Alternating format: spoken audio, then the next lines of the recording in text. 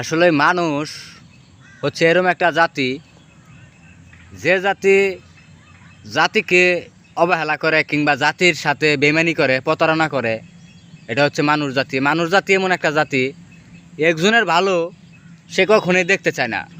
যেমন আপনারা তো কখনো খেলা দেখছেন, হাডুডু খেলা, যেখানে আপনার একজন খেলোয়াড়কে বাকি খেলোয়াড়গুলা টেনে ধরে রাখে যাতে সে তার গন্তব্যে না পৌঁছতে পারে।